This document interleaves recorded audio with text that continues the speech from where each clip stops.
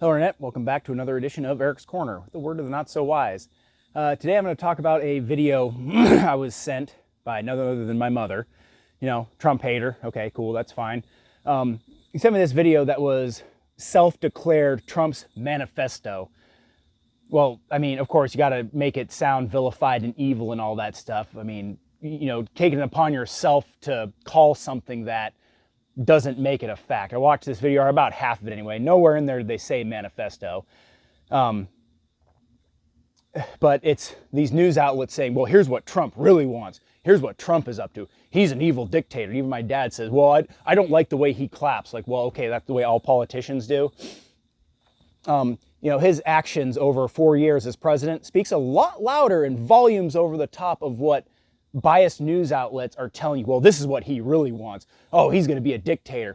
He's trying to make his branch of the government the only power, not have those overlap checks and balances, which you don't have anyway, by the way. Well, no, not really. He's trying to downsize government like he's been saying for 40 years needs to happen. And he enacted these policies he's been preaching for 40 or 50 years, for 5 decades. As long as Biden's been in, he's been preaching these things. And guess what? He enacted them as president. And guess what? Overnight, we got a turnaround. And they were tangible. 40 years from now, if we kept those policies in place and kept the government limited, you know, government, the answer, the solution to a problem nobody was having, and government's got a problem to every solution. You know, 50 years from now, we'd be like, wow, Trump's policies really worked. You know, we're still facing backlog from the Reagan administration and things that he didn't do that would work out long term.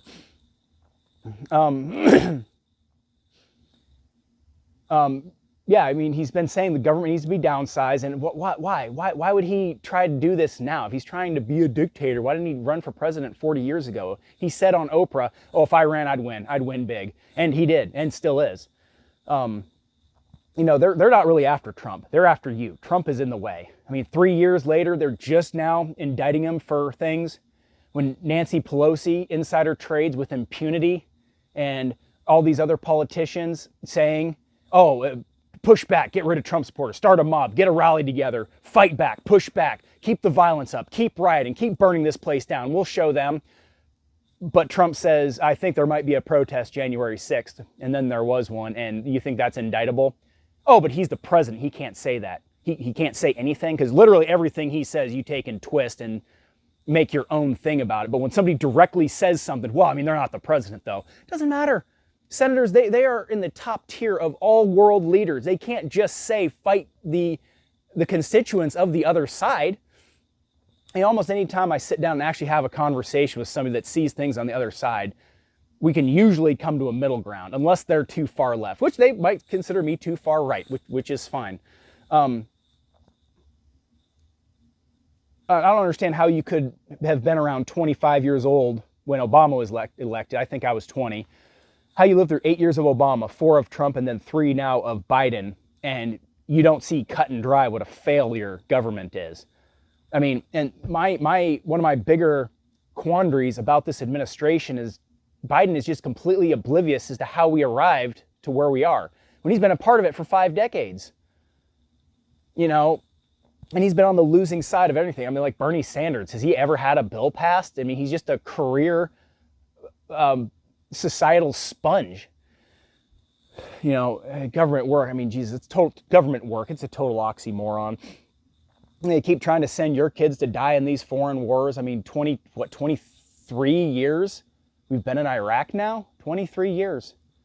So for 5 years, people that were part of that military when it first kicked off, for 5 years, they've been having offspring now that are old enough to be a part of that. Is that really okay with you? I've said it before, I'll say it again. I would not encourage my sons to join the military. I'm 5th generation military, 3rd generation Navy. I was Navy. My dad was Navy. My mom's dad was Navy. My dad's dad was Army in World War II. My mom's grandpa on her mom's side was an artilleryman in World War II, I believe. My dad's mom's grandpa, I believe it was Frank Kettler, I think was World War I. I'm a little fuzzy. You start going back that far, you start getting a little fuzzy. So don't accuse me of lying if that actually is only 4 generations. I'm pretty sure it's 5. And I would not encourage my sons to be 4th generation or sixth generation military and fourth generation Navy. I'd love to be proud of them wanting to do such a thing, but I definitely would not encourage them to. If they really feel like that's what they got to do to be a man and be a part of things and join the military, you know, by all means, please do. But I would not encourage it. You know, I mean, how many people moved out of the country when Trump won? Not very many. Didn't Canada? Their immigration website just kind of went down, and they said, well, we're here for immigration, but not because you don't like your leadership. But yet they say we have to take in all the immigrants just willy-nilly at no due process, no process, no nothing. I don't know why all this responsibility falls on our shoulders. I don't know why. I mean, if you're a dad and your family was starving, you were given money, hundreds of thousands of dollars to homeless people, like, well, I need to help them more than I need to help my own kids. That's just mind-boggling, and that's exactly what's going on here. I mean, we're looking at what food costs, what fuel costs. I mean, if things doubled and I keep making the same wage, I'd be going bankrupt, and I can't even sell things because none of my stuff is worth anything. You know, Justin Trudeau, I mean, he is just a traitor and just a wolf in wolf's clothing. I don't know how you don't see it. And I mean, even Canada's all pissed off at him. But he's got to go too. I mean, you know, like Daniel Tosh said, you know, Canada's got the best border security on the planet, America. It's real easy to be liberal and open-minded when you got the Kevlar-infused Snuggie of America wrapped around your fat, frozen ass. And he's not wrong. And Tosh is actually pretty left-leaning, I feel, on most things.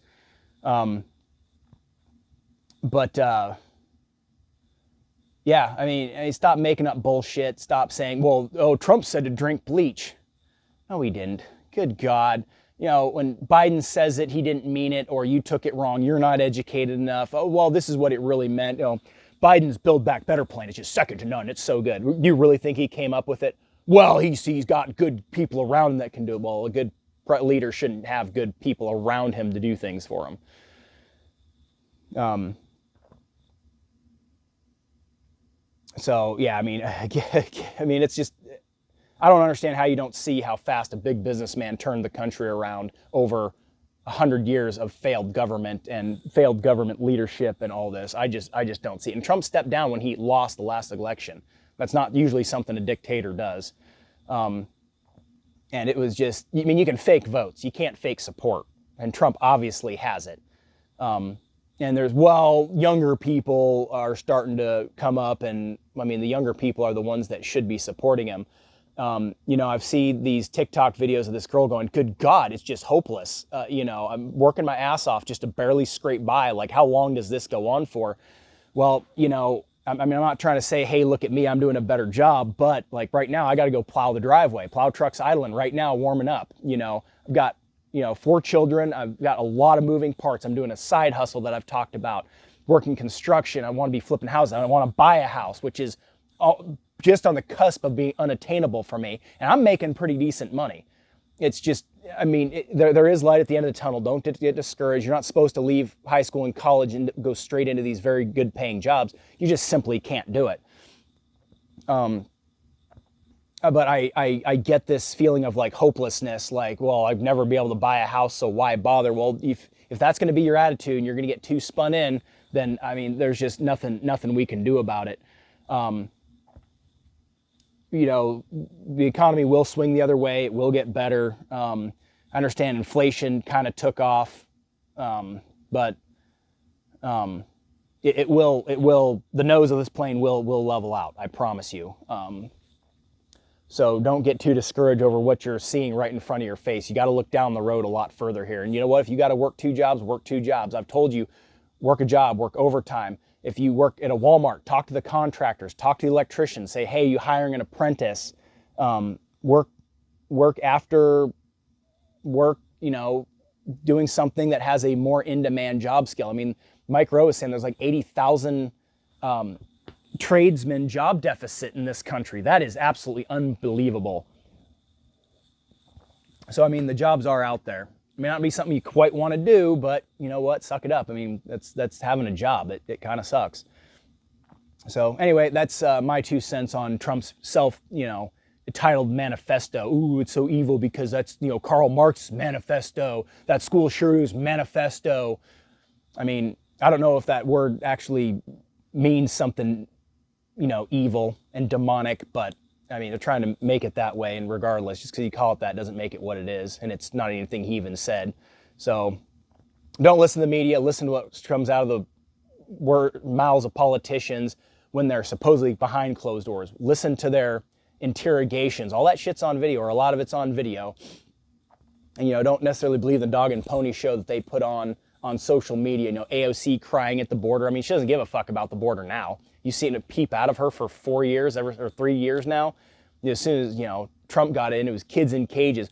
Well, they're unaccompanied minors in overflow facilities. Now, if you don't see them steering the narrative and demonizing and vilifying one guy and saying, well, it's okay for this other guy. And who built the cages, Joe? Who built the cages? And he can't answer. When you have a senile old geezer like Biden winning debates against Trump, who's insane, who's really sharp and funny, clever, you're just simply missing the mark here. So anyway, that's it for now. I'm gonna go plow the driveway.